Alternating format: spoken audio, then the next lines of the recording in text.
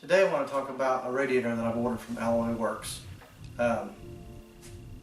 They have known to have some really great radiators. I used to do street rods and show cars, and I would actually order from them because the looks of the radiators are really great. The aluminum, they're all aluminum, and they have really nice welds and stuff to them. And when you put them in a tea bucket or any type of street rod where you want to show off the engine compartment, they look great.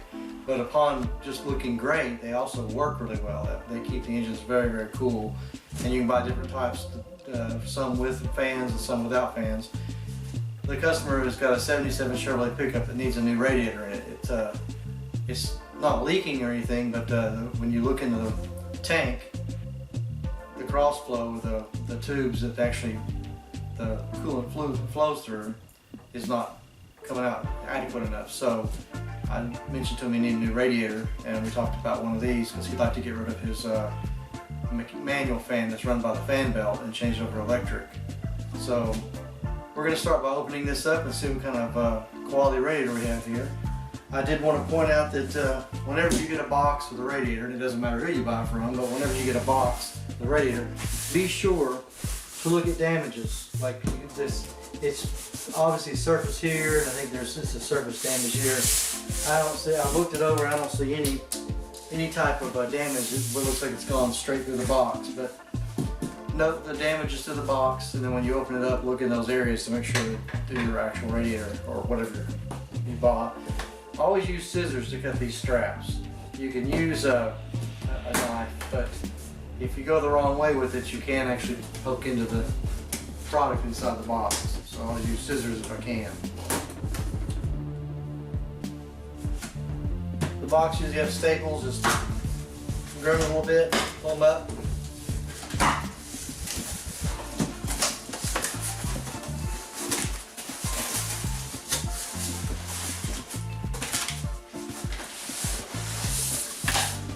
Tilt it down.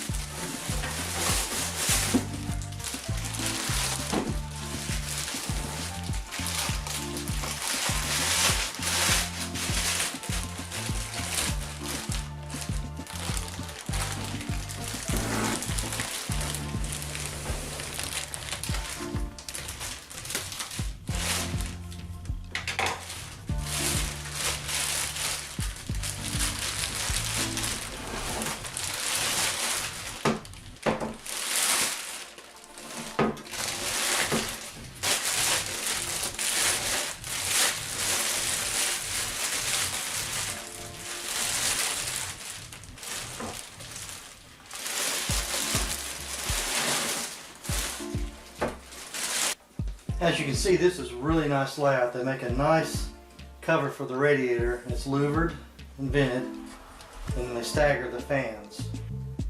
Now, depending on how the vehicle runs, as far as temperature wise, I've got a truck that's got a 4-core radiator. This is a 3-core, but I've got one that's 4-core in it. And even though I've got a 190-degree thermostat in there, it won't hardly ever come up an eighth of the gauge. It's running that cool. So with this style radiator, it's going to probably run a whole lot cooler than it did. And eventually I want to be putting or installing air conditioning on this guy's truck. And a lot of cars, if you've ever noticed, one fan runs whenever off the temperature sensor of the engine. When the engine gets so hot that the fan will kick on. The other one just sits there. But if you have air conditioning and you click it on, then the fan comes on right away. It starts running.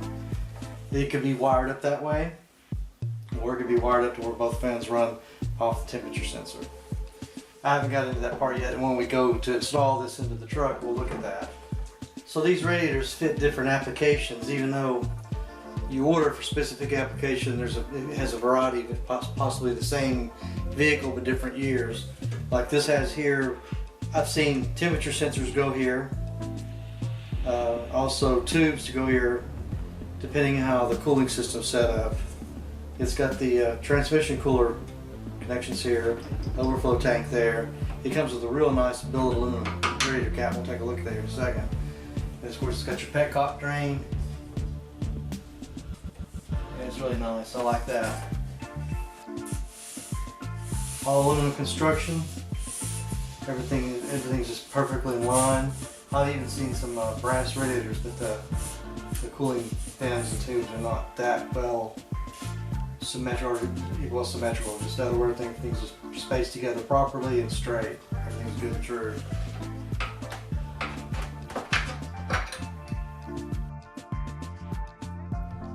The radiator cap is 19 pounds.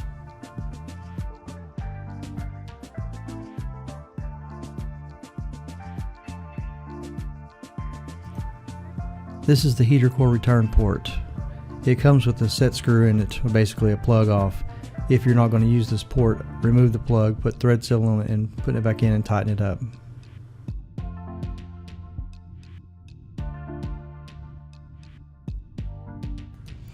Each fan pulls 6.7 amps, so the two of them together will still be less than the 30 amp fuse that comes with the kit. Also, these fans flow at 1730 CFMs.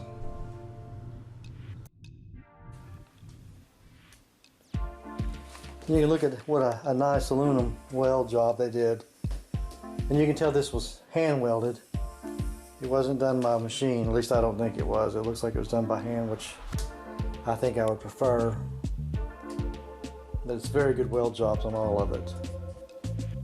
This louvered sheet is put together real nice. It's not wrinkled or anything. It's good and flat and pressed out perfect. This of course is your transmission cooler. Really nice welds around that. Very high quality. Like I said, I've used these before in every car I've ever put them in, especially the show cars and stuff. Customers are excessively happy the way they look. So I'm sure my customer would love this radiator once it's put in his truck. Now let's take a look down inside the radiator. And for those of you that don't understand what the difference between a 4-core, 2-core, 3-core C, you've got there's a side of the tank, there's 1 row, 2 rows, 3 rows, and then back to the side of the tank. So that's a 3-core, meaning it has 3 rows of tubing that runs across that flows. And often when a radiator gets rotten, especially the old brass ones with the plastic tanks, they'll leak around here. And this is what's nice about this all aluminum construction. It's not going to come apart and leak. Aluminum doesn't really corrode or come apart as long as you're keeping regular coolant. Unfortunately, tap water, hose water, for most utility companies, the water has all sorts of crap in it. So that kind of water actually leaves contaminants and corrosives in it can corrode your engine block, your radiator, no matter if it's made out of aluminum or what. I mean, if you want to do the job right, go buy a few gallons of distilled water, put it in there and mix with your antifreeze. Also wanted to mention that this little bag came in the box, and this is your coolant temperature sensor.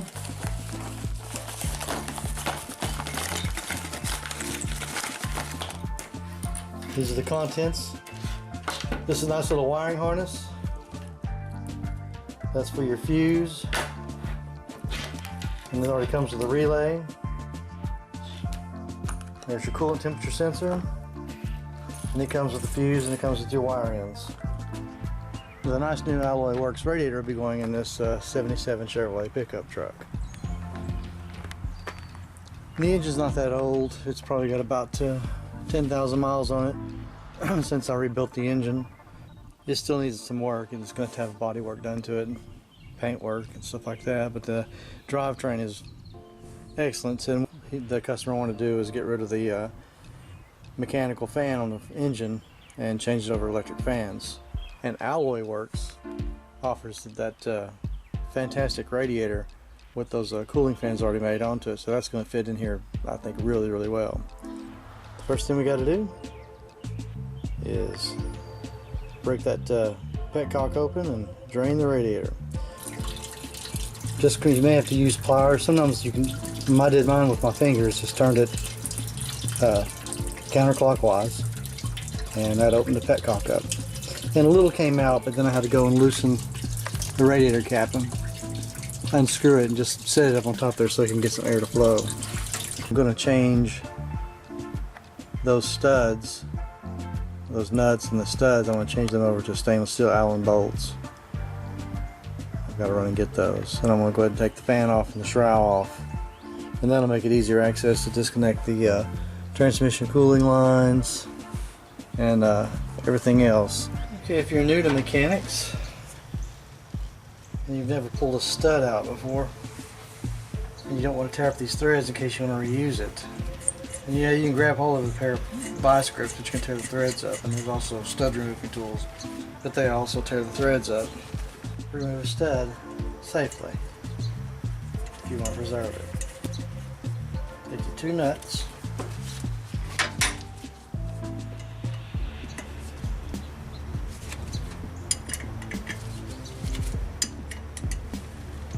tighten the nuts against each other, and then voila.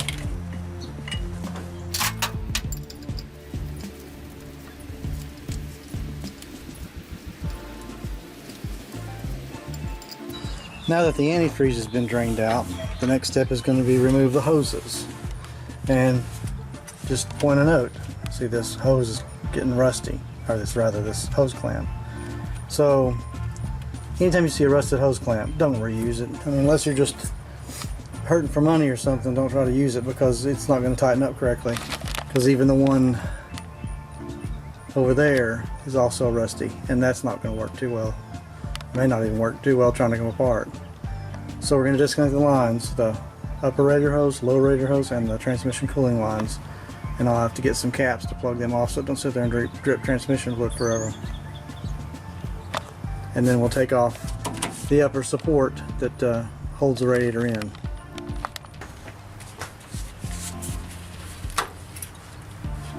You see what the rusty clamp did. I'll have to clean that off. It's not good for the rubber.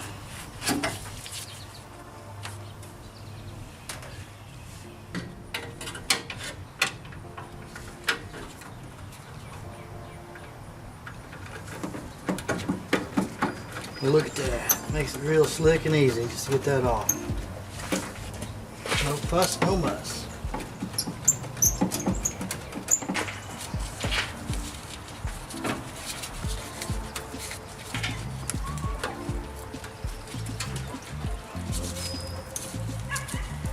If you can twist it to break it free helps.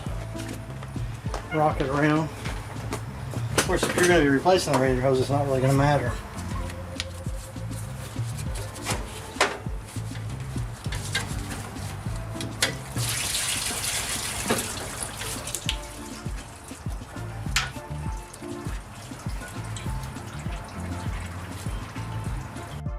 If your lines are a little bit rusty like these are, it wouldn't hurt to go ahead and put some penetrating oil on. You may even have to put a little emery cloth and sand them first, but put some penetrating oil on because they can seize up and twist the line when you're trying to unscrew them.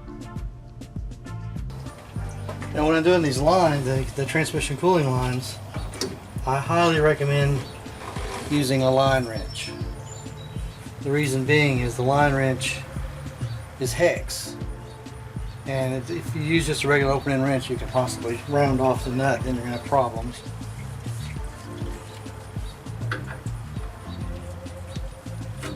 Once you break it free, then you can use an opening wrench on it because it speeds it up a little bit in the process. Once you get your transmission cooling lines loose, go ahead and put some plastic caps on them or some rubber vacuum plug-off hose, caps. You can buy a little pack of vacuum caps for carburetors and vacuum lines and such if you don't have the caps. Or always look on your new radiator and see if there's any caps. That's what I use to plug off the radiator cooling or the transmission cooling part on the radiator itself. Now I'm fixing to undo these bolts here, and it'll be time to set the radiator out.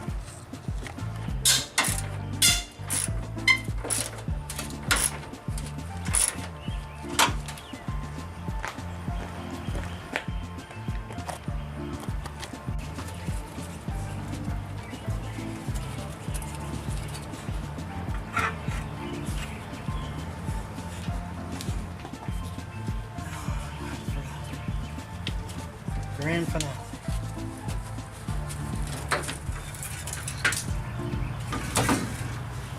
I keep it turned up this way so nothing pours out.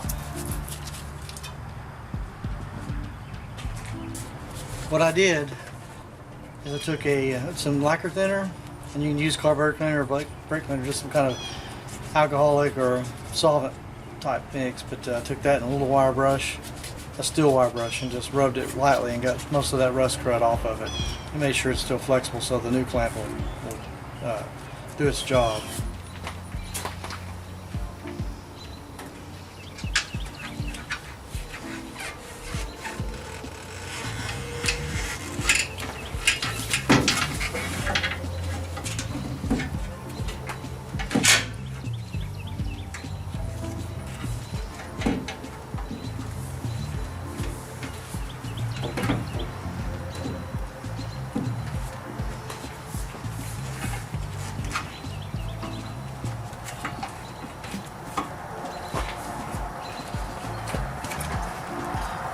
Keep this thing from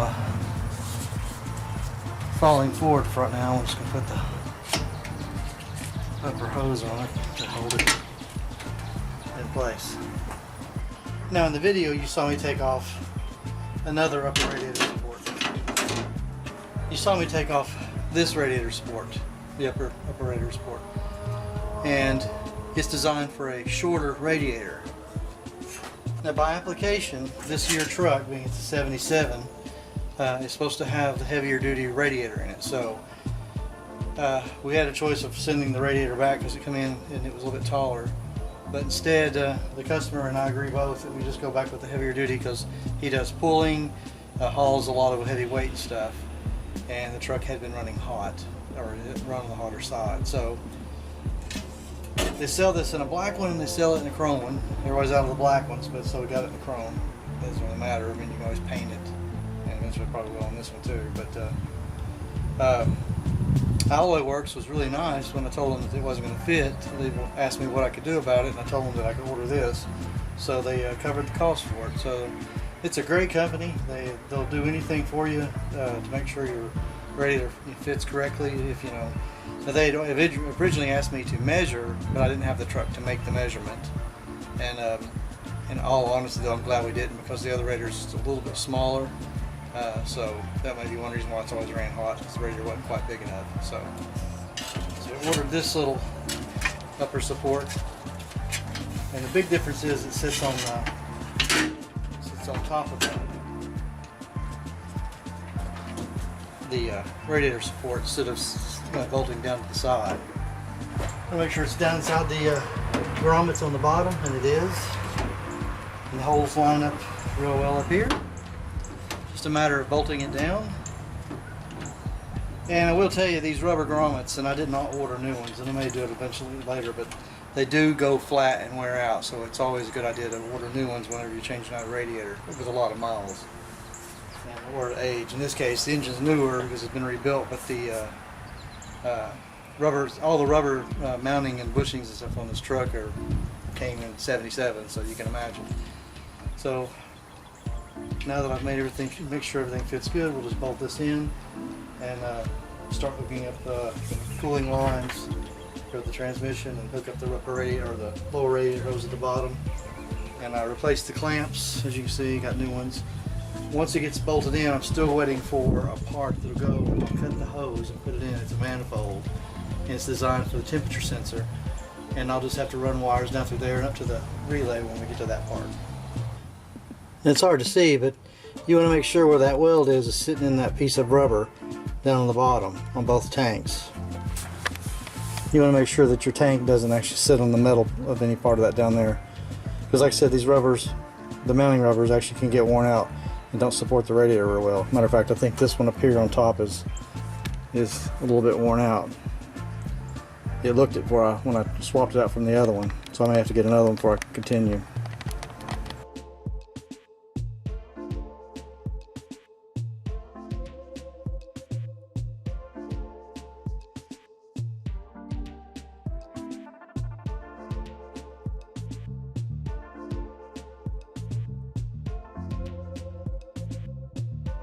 As I mentioned earlier, was going to talk about if you had, this truck does not have air conditioning. And if it did, and it doesn't have to be done this way. It's just that most newer cars, or cars of today, one fan is wired up for only when the air conditioner, as soon as you turn the air conditioner on, doesn't matter if the air conditioner works or not, as soon as you turn that on, the fan will come on. And the other one works off the temperature sensor. So wherever you put your temperature sensor at on the vehicle, you plug this in conjunction with the relay. Now, in this case, I'm going to be wiring them together.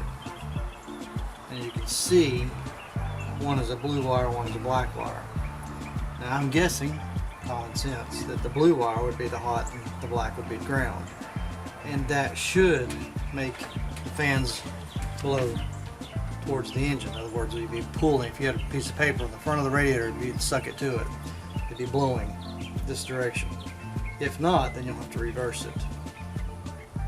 So in this case, what I'm going to do here is I'm going to wire these two blue wires together and the two black wires together. And somewhere along the line of the pin, make a wiring harness run off over here to the other remaining wiring harness to keep everything looking nice and neat. If you're going to run this one fan separate, it doesn't matter which one, if you're going to run the fan separate for air conditioning, you'd have to have another relay. And when, like on the side for the temperature sensor grounds as soon as it hits to whatever desired temperature, 160, 190, whatever, 200. But if you're going to run the air conditioner separate, what you're going to want to do is run a relay. But in this case, if this was the compressor, as soon as you flip the switch inside the car, it's going to go through the system, the pressure switch on the air conditioner system, but it'll add juice to the compressor, and you'll tap off that hot wire to trigger the relay in order to run power to the blue wire. The ground wire, provided this is the ground wire, it's the right direction, will be grounded to the frame somewhere, or you can run a ground straight to the battery if you feel better about it.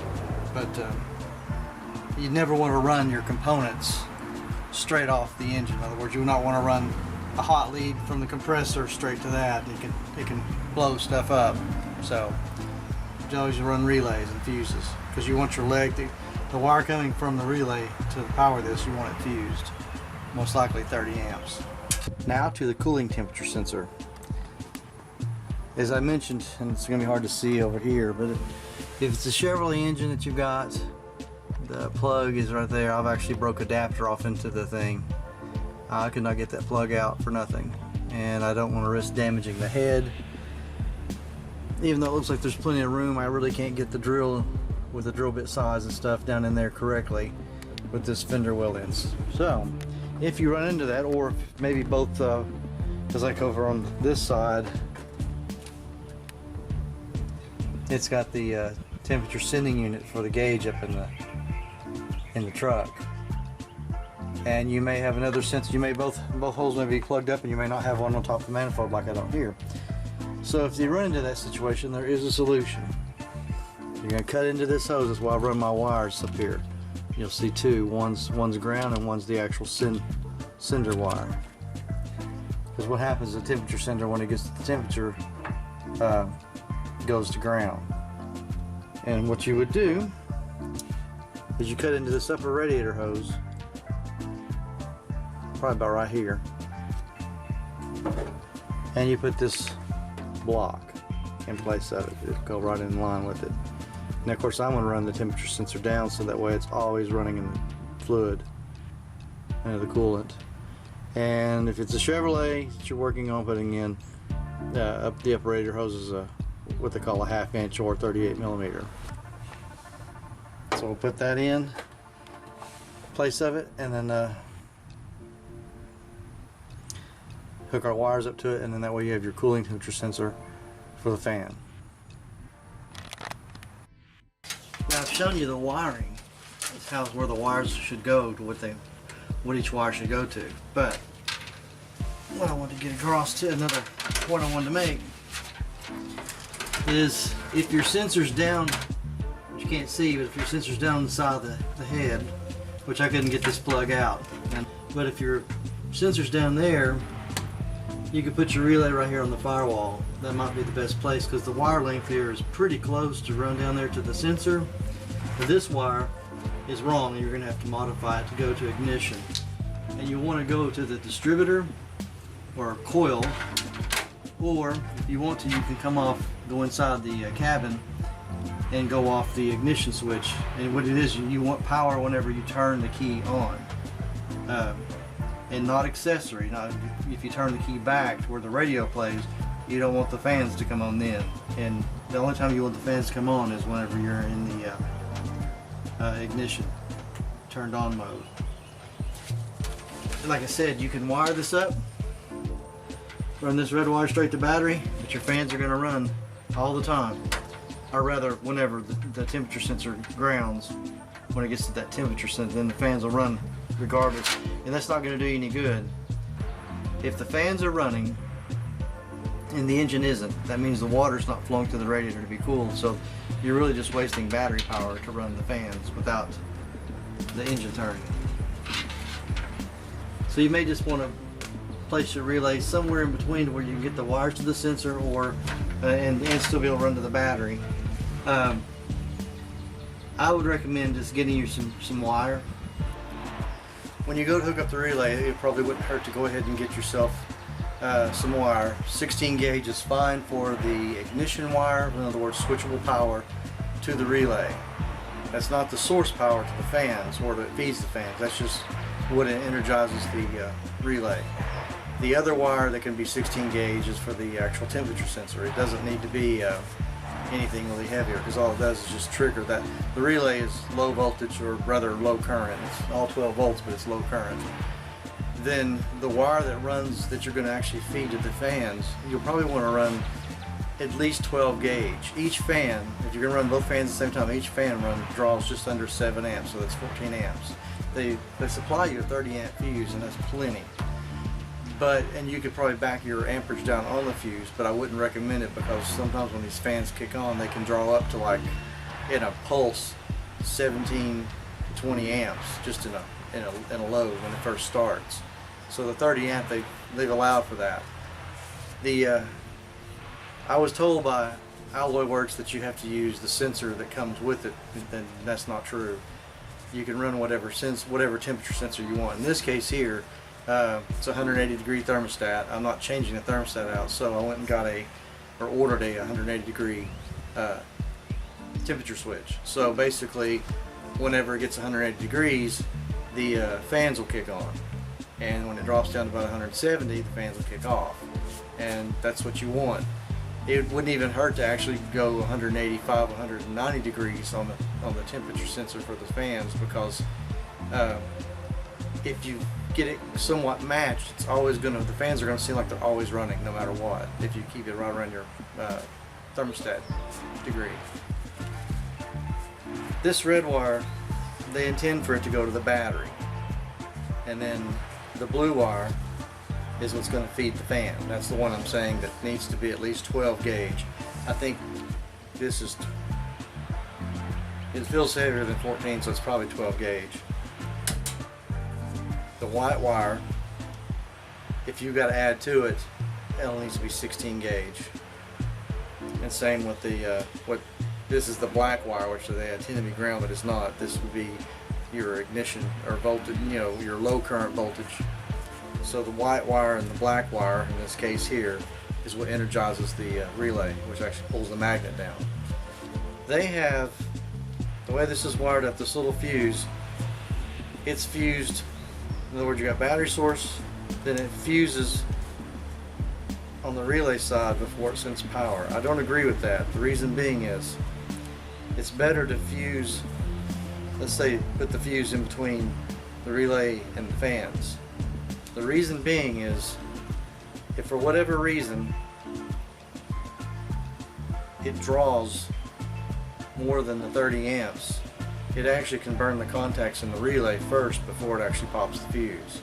So it'd be better to pop the fuse and save the relay. What happens when the relay contacts get burned, sometimes they can weld shut and then it stays closed, so it'll always run. And you don't want that. So even though this is a nice little setup, little fuse, I would wire it on my own. I mean, they've already supplied the relay and the socket, just rewire it. Okay, I want to talk about the relay. How they have this wiring set up is actually wrong, or at least in America. This right here is constant power. This will come off your battery. It's fused, and it's going to supply the battery power to the fan, which is the blue wire. The blue wire will go to the blue wire on the fan. The white wire is the wire that goes to the sending unit.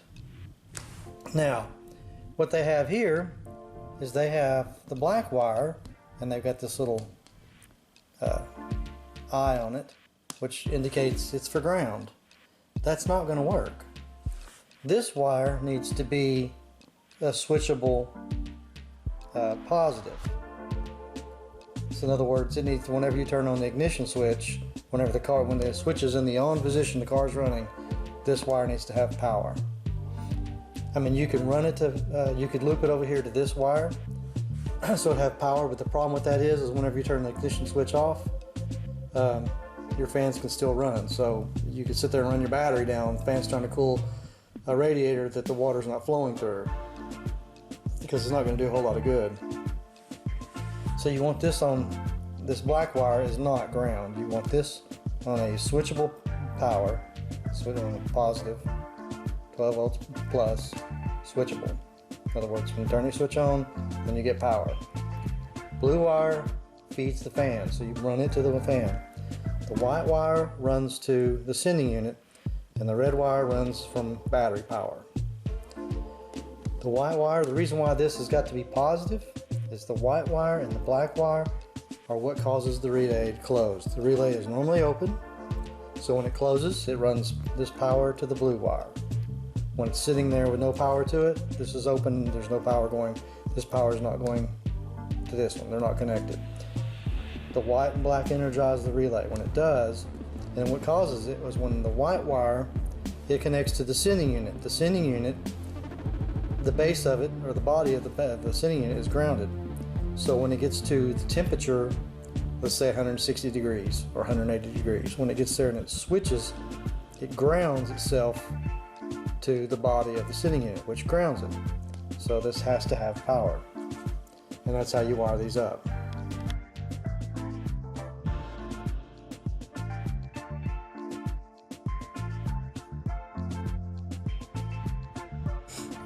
Now, as a tip on setting up a cooling fan, in each step that you do, it's a good idea to test it. So I ran the fan wires together. I run that fan and that fan, I ran the wires together.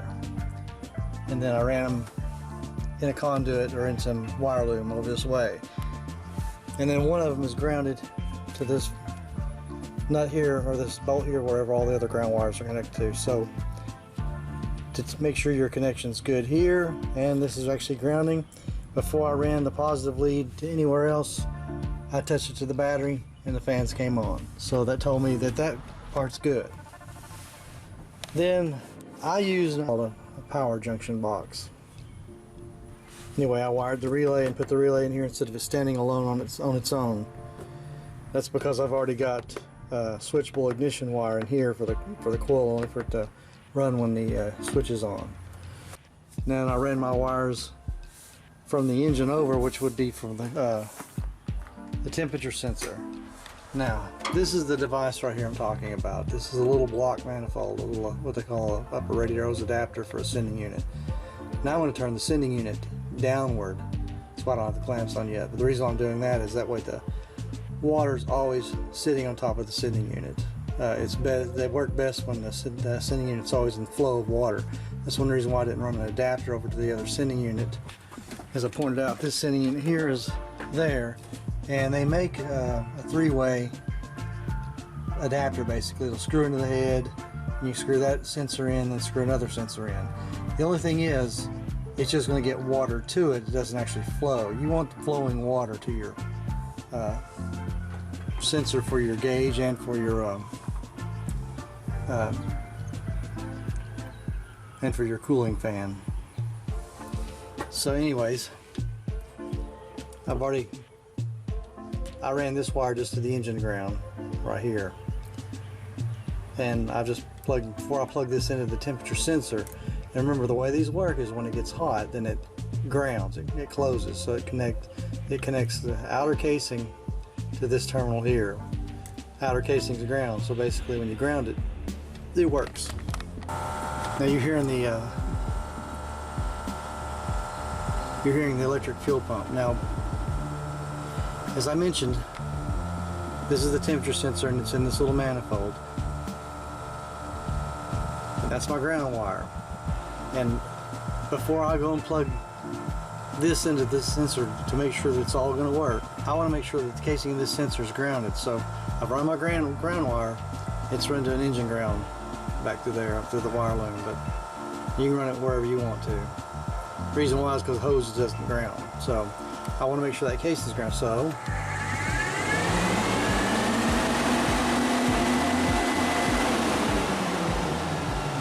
you make sure your sensor's not closed already, because it's not.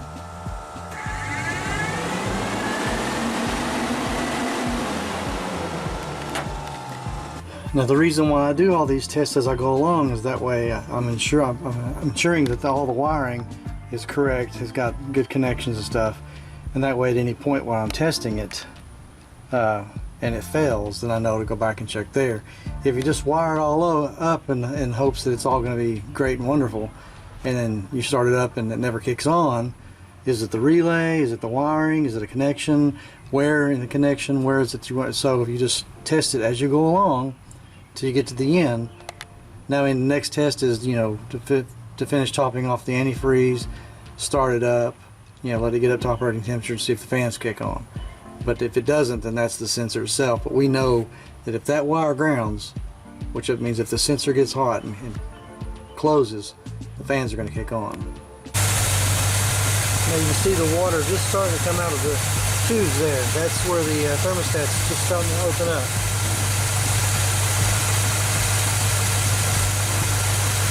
If your radiator's not flowing coolant through it like this, then it's either clogged or your thermostat's stuck. But if you know you got a good thermostat and all that's good, and let's say only you got 1 or 2 tubes out of the 3 that's only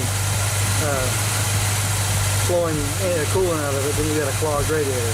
So this being brand new, I was wanting to watch the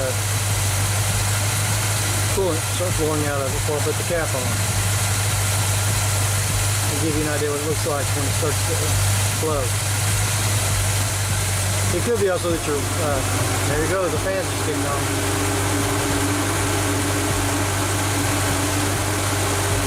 It could be if it doesn't flow very well, it also could be that you have a bad water pump. But I changed the water pump out on this a few months back. That's because the bearing was bad in it. Checking the radiator out, just the cooling system found that the radiator was getting kind of rotted and clogged. The fan just kicked on like it's supposed to. Radiator flowing really good. Said the job well done. Easy peasy. Yes, I got a haircut during this video. I have to get it cut sometime. It grows like a weed. So I hope you like this video, and hopefully it explains on how to change out a radiator and the reasons why.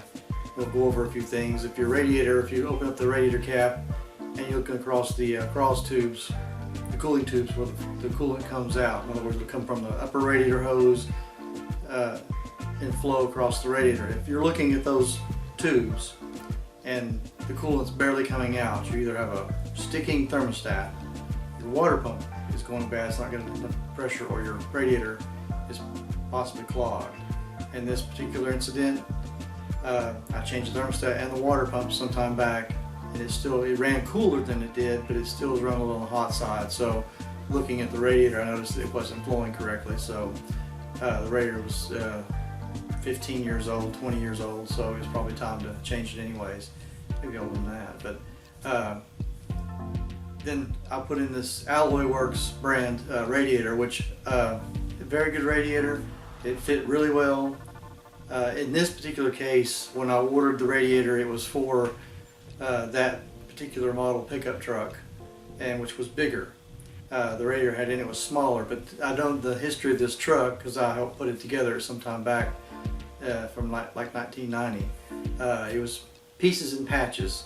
Matter of fact, we call it the truck patch. But the radiator support is not the radiator support that was in it. It was actually out of another truck, I think a 6-cylinder pickup truck, which took a smaller radiator. But we got the all the stuff to put the fan shroud and everything on it for the 6-cylinder, which still worked for the V8, but it did put the smaller radiator in it. So now it's back to having the larger one for heavier duty. The truck is used for pulling and hauling great weight, so this will work out really well for it. And this radiator came in with cooling fans on it, or electric cooling fans, and the customer wanted to change it over from a regular mechanical fan that ran with a belt over electric fans. So you've seen all the processes and what I went through to get through it. So I'll list down in the description all the things I did, part numbers, where you can get some of the stuff, and definitely get the radiator. And if you have any questions, just leave me a comment. I'll always answer, usually within 24 hours. You'll see my website link down in the description. Please contact me through there. You can send me pictures. I don't charge. And I can't think of anything else, but if you do, please let me know. And I hope, like I said, hope you liked the video. And if you did, please like and subscribe, and I'll see you in the next one.